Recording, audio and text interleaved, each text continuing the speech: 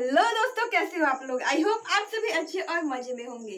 मेरा नाम भारती और मैं आज आप लोगों के लिए क्लास 9th आर.एस. अग्रवाल का जो चैप्टर 2 है पॉलिनोमियल, उसका एक्सरसाइज 2DC का क्वेश्चन नंबर 18 लेकर के आई हूँ। तो देखिए, क्वेश्चन नंबर 18 से जितना भी क्वेश्चन है ना, ये सारा question chapter 2 that means polynomial का सबसे हार्डेस्ट क्वेश्चन है। तो चलिए क्वेश्चन को बनाना शुरू करते हैं। तो क्वेश्चन नंबर 18 में कहा गया है without actual division so that x square minus 3x x cube minus 3x square minus 30x plus 15 is exactly divisible by x square plus 2x minus 3। अब इसमें क्या कहा गया है कि इस पॉलिनोमियल को हमें इस पॉलिनोमियल से डिवाइड देना है, लेकिन डिवाइड करना है लेकिन एक्चुअल डिवीजन मेथड से नहीं। मतलब कि हम लोग बचपन से जो डिवीजन मेथड का यूज कर रहे हैं उसका यूज नहीं करके किसी दूसरे मेथड से डिवाइड करना है। तो हम लोग इस दिन से क्या पढ़ते थे कि इसको जो है हम लोग gx को 0 के बराबर कर देते थे और क्या होता था इससे कि हम लोगों को रिमाइंडर पता चल जाता था, मतलब कि जीरो ऑफ द पॉलिनोमियल पता चल जाता था, जिससे हम लोग डिवाइड करते थे तो हो जाता था काम। बट यहाँ पर देखिए कि ये भी एक तरीके से क्या है, ट्राइनोमियल है और इसको डिवाइड करना है इस मोनोमियल से, मोनोमियल नहीं पॉलिनोमियल को डिवाइड करना, एक पॉलिनोमियल से दूसरे पॉलिनोमियल को डिवाइड करना है। लेकिन इसमें क्या है कि दो वेरिएबल दिए गए हैं। अब इसको डायरेक्ट हम लोग डिवाइड तो नहीं कर सकते। देखिए वेरिएबल एक है बट दो जगह है, तो इसको हम लोग डायरेक्टली तो डिवाइड नहीं कर सकते हैं, बट हम लोग कुछ ट्रिक का यूज करके, फैक्टराइजेशन मेथड का यूज करके हम लोग इस क्वेश्चन को बना सकते हैं। अब कैसे है तो देखिए, सबसे पहला solution px is equal to x cube minus 3x square minus 13x plus 15 और gx क्या है x square plus 2x minus 3।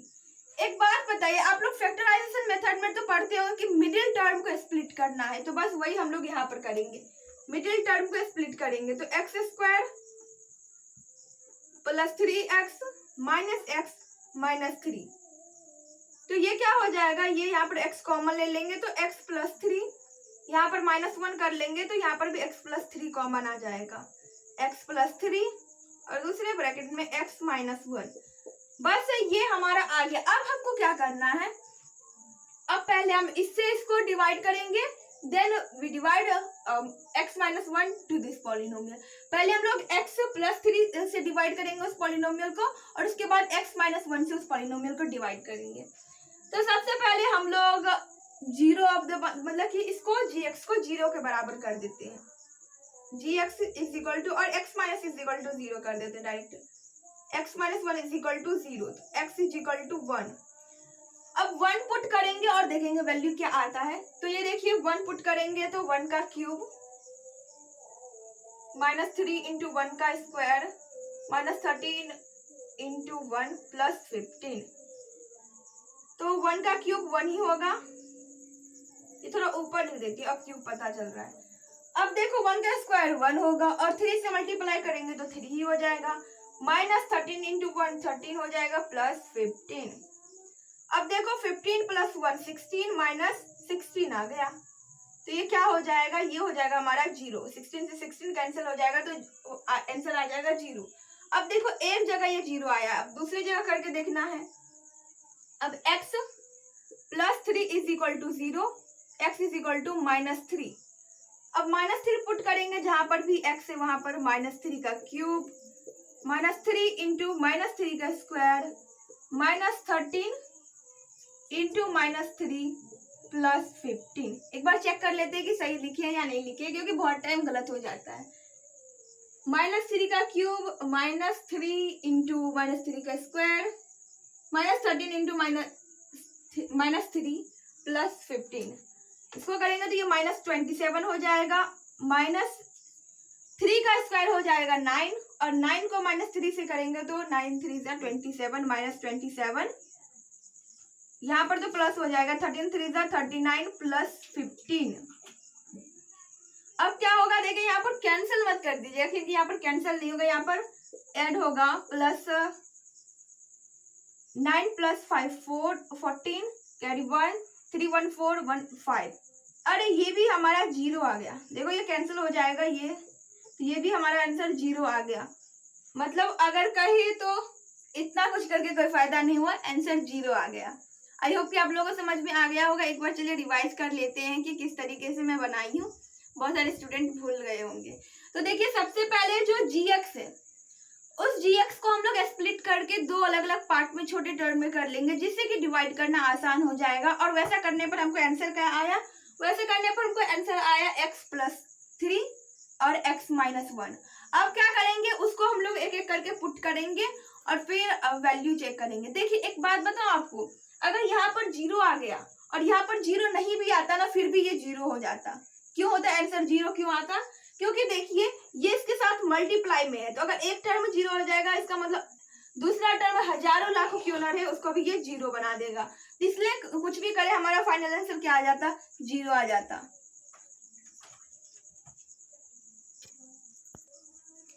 अब 19 नंबर क्वेश्चन है। शायद ये क्वेश्चन आप लोगों को इतने देर से हार्ड लग रहा होगा, लेकिन अभी के बाद इस वीडियो को देखने के बाद ये क्वेश्चन जो है ये भी इजी हो जाएगा, क्योंकि ये बहुत ही ज्यादा क्वेश्चन इजी है। हम लोग को बस समझने में ना कंफ्यूजन हो जाता है, हम लोग समझते ही गलत समझ लेते हैं क्वेश्चन को और फिर बना भी देते हैं गलत।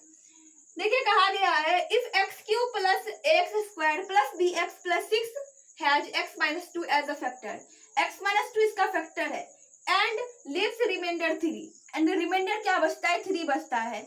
क्या आप लोग यही समझ रहे थे इतने देर से क्वेश्चन को, तो आप लोग गलत समझ रहे थे। क्यों, क्योंकि देखिए ये जो क्वेश्चन है, ये जो स्टेटमेंट है, ये यहाँ पर खत्म होता है और एंड के बाद जो स्टेटमेंट स्टार्ट होता है ना, वो x-3 के लिए होता है। देखिए एंड के बाद वापस से पढ़ते हैं, एक बार समझने की कोशिश करते हैं। लिव्स रिमाइंडर 3, रिमाइंडर 3 बचता है, लेकिन x-2 का नहीं। व्हेन डिवाइडेड बाय x-3, जब x-3 से डिवाइड किया जाता है तब रिमाइंडर 3 बचता है। फाइंड a एंड b, और अब इसमें जो a एंड b जो वेरिएबल यूज हुआ है उसका हम लोग को वैल्यू फाइंड करना है। तो देखिए ये क्वेश्चन बहुत ही ज्यादा बड़ा, मतलब कि बहुत ही ज्यादा लेंथी प्रोसेस है इसका, तो शायद मुझे इसको दोबारा मिटा करके बनाना पड़ेगा। तो चलिए बनाना शुरू करते हैं। देखिए सबसे पहले x-2 क्या बोला गया है कि इसका फैक्टर है, मतलब कि x = 3 होगा, तो मतलब x = 2 होगा, तो उस 2 को अगर मतलब जितने भी x है वहां पर पुट करेंगे तो आंसर क्या आना चाहिए, 0 आना चाहिए। अब चलिए वही करते हैं, x-2 = 0, तो x = क्या आ गया, 2 आ गया। अब क्या होगा, 2 का क्यूब प्लस a इंटू 2 का square plus b into 2 plus 6 = 0। अब 0 क्यों लिखी हूं मैं यहाँ पर, क्योंकि बोला गया कि ये फैक्टर है, फैक्टर होने का मतलब कि रिमाइंडर क्या होगा, 0 आएगा, तो वही मैं 0 लिख दी कि इतना कुछ करने के बाद आंसर 0 आएगा। अब 2 का क्यूब है तो क्या आ जाएगा, 8 plus 2 2 = 4 into 4a plus 2b plus 6 = 0। 8 6 को 8 करेंगे तो 14 plus 4a plus 2b = 0। 4a plus 2b = -14।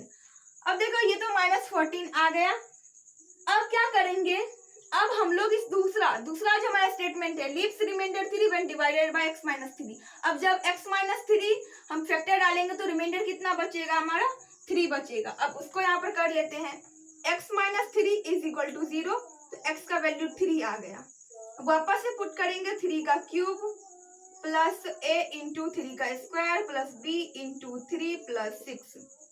एक बार चेक कर लेते हैं, एक 3 का क्यूब प्लस a इंटू 3 का square plus b into 3 plus 6, ये कितना आ जाएगा। यहाँ पर 0 नहीं लिखिएगा, यहाँ पर लिखा हुआ है लिव्स रिमाइंडर 3, मतलब यहाँ पर 0 ना लिखा करके 3 लिखाएगा। अब 3 का स्क्वायर करेंगे, क्यूब करेंगे तो 27 plus 9a plus 3b plus 6 = 3, ये ऐड करेंगे तो कितना हो जाएगा, 33 प्लस 9a प्लस 3b = 3। अब देखिए 9a प्लस 3b रहेगा और ये 33 उस साइड जाएगा, तो यहाँ पर ये प्लस में उस साइड जाएगा तो माइनस में आएगा, तो 3 - 33 = 30 लिख देते हैं, क्योंकि यहाँ पर स्पेस कम है। अब देखो यहाँ पर 3 कॉमन आ जाएगा, तो 3a प्लस b = -30 लिखना नहीं भूलिएगा, देखिए मैं यहाँ पर 3 कॉमन ली हूँ। कैसे कॉमन ली हूँ? तो देखिए यहाँ पर 9a है और 3b है, तो 9 तो 3 से डिवाइड होता ही और 3 तो खुद से डिवाइड बिल्कुल होता ही है, तो इसलिए मैं यहाँ पर 3 कॉमन ले ली हूँ।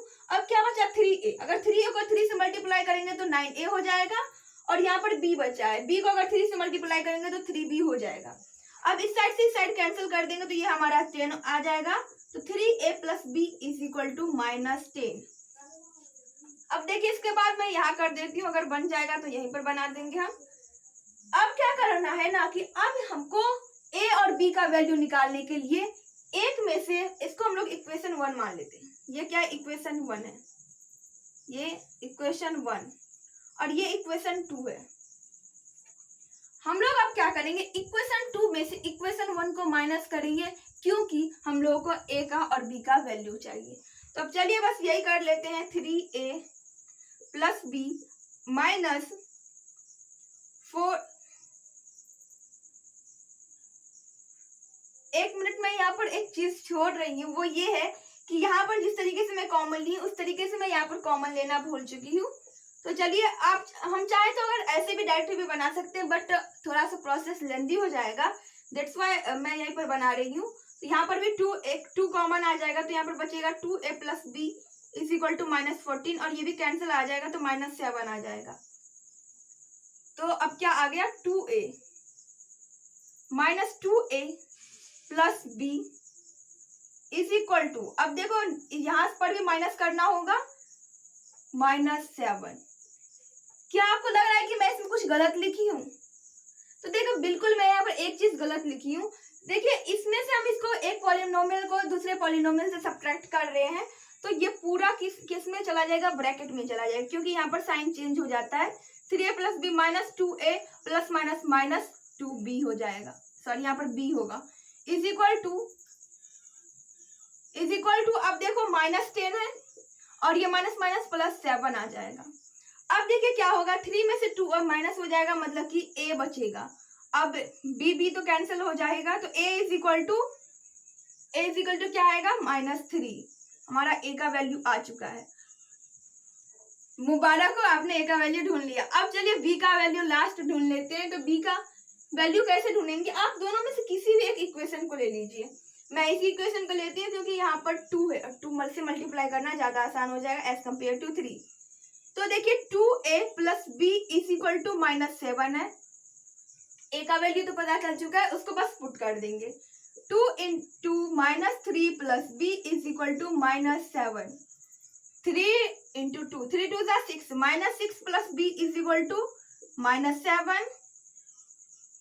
b इज इक्वल टू क्या होगा? -7 plus 6, b is equal to -1 आ जाएगा। तो मुबारक हो, आपने b का भी वैल्यू फाइंड कर लिया। आप चाहे तो इसको पुट करके देख सकते हैं कि -7 ही आंसर आएगा हमारा। आई होप कि क्वेश्चन आप लोगों को समझ में आ चुका होगा। नहीं आया तो एक बार चलिए फिर से रिवाइज कर लेते हैं, जिससे कि और आसानी से आप लोग समझ जाएं। देखिए इसमें बोला गया था, इसमें 2 स्टेटमेंट है, 2 सेंटेंस है, जिसे यहाँ पर एंड लगा का यूज करके लिखा गया है।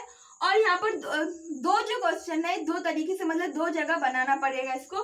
तो पहले x-2 फैक्टर है, तो उससे हमको इसको डिवाइड करना होगा, जैसे हम लोग करते आ रहे हैं। मतलब कि जिस तरीके से हम लोग 0 बनाते थे, फिर जैसा करते थे, वो सब हम लोग पहले से करते आ रहे हैं, जो कि हम यहाँ तक कर चुके हैं। अब उसके आगे क्या हुआ? हम लोग पहले वहां पर वही पर आंसर आ जाता था, बट यहाँ पर उसको हम लोग इक्वेशन 1 माने और फिर आगे का क्वेश्चन पढ़े। And lives remainder 3 when divided by x-3। आगे बोला गया कि रिमाइंडर 3 बचता है कब? x-2 से नहीं, जबकि हम लोग x-3 का वैल्यू रखते हैं। जब x-3 जो है था वो अगर फैक्टर बताए तो उसमें -3 मतलब कि 3 बच जाता है।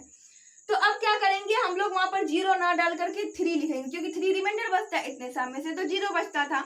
अब उसके बाद उसको बना लेंगे और जो फाइनल आंसर आएगा, तो यहाँ पर एक स्टेटमेंट भी मैं छोड़ रही हूँ, जो कि ये होगा कि सब्ट्रैक्टिंग इक्वेशन 1 फ्रॉम इक्वेशन 2, और उसके बाद इसको लिख करके हम लोग बनाएंगे और फाइनल आंसर हमारा जो आ जाएगा। एक बात याद रखिएगा कि अगर आप लोग क्वेश्चन को बना लेते हैं ना, तो जो फाइनल आंसर आता है उसे आप लोग ब्रैकेट में कर दीजिएगा। इससे क्या होगा ना कि टीचर को, अगर आप लोग कुछ गलती भी कर रहे हैं क्वेश्चन में, आंसर में बनाने में, तो टीचर का ध्यान उस पर ना जाके बल्कि ब्रैकेट में जो आप जो आंसर लिखे हैं उस पर जाए, और टीचर को ज्यादा मेहनत ना करना पड़ेगा आंसर को ढूंढने में, और उस तरीके से आपको आंसर में फुल मार्क मिल सकते हैं। आई होप कि ये भी बात आप लोगों को समझ में आ गया होगा। अगर ये वीडियो आप लोगों के लिए यूजफुल रहा तो प्लीज वीडियो कर दीजिएगा एक लाइक और अपने दोस्तों के पास कर दीजिएगा share. Bye bye, take care, thanks for watching.